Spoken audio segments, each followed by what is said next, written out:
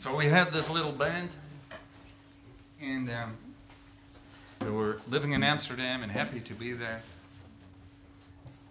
But one of the guys in the band wasn't so happy. He came from the north, Groningen. To be more specific, Veendam. And people from the north, they're like, you know, they're shy people, more timid. They don't talk a lot, but also they sometimes have the feeling that people from Amsterdam are a little bit arrogant. And I don't know why, but that's just the way they think about us. And he tried and he tried, but he started to withdraw himself, turned in on himself, and at some point he started using drugs and speed, and he started drinking hard liquor.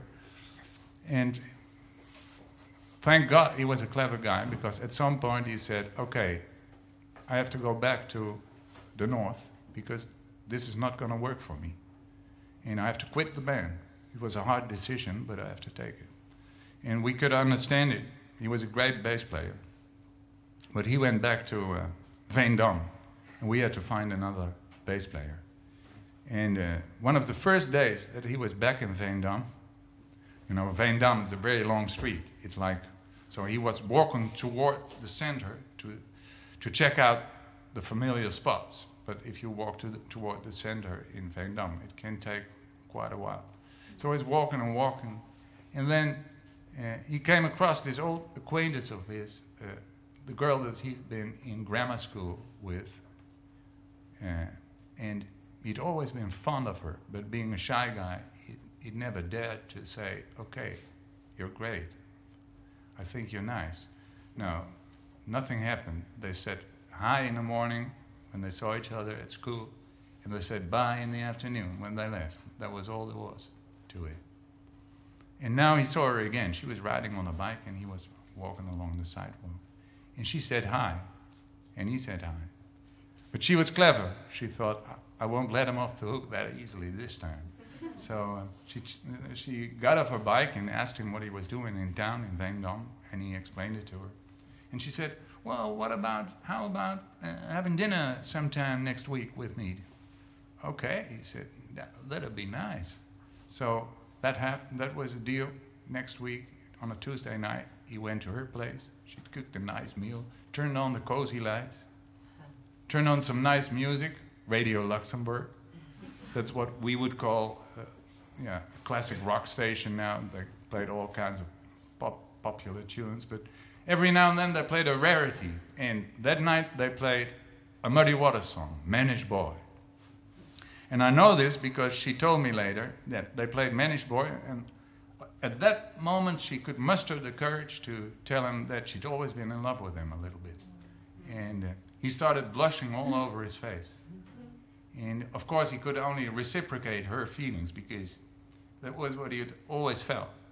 And to cut a long story short, the next year they got married, big party in Veendam, and the whole band went there, and I wrote a song for their wedding party, and it's called Muddy Waters on the Radio.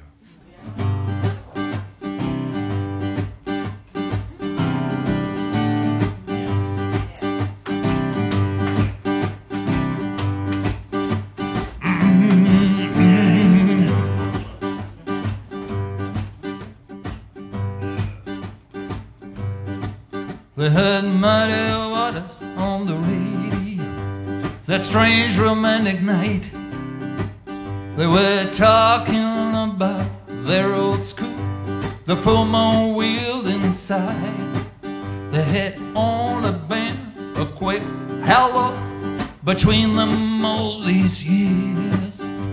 But on that night she came to stay. She scared away his fear. She said, please don't worry, it's alright, I'm finding myself tonight. What would you do if I fell in love with you? If I fell in love with her, if I fell in love, love, love, love, if I I fell in love in muddy water sand.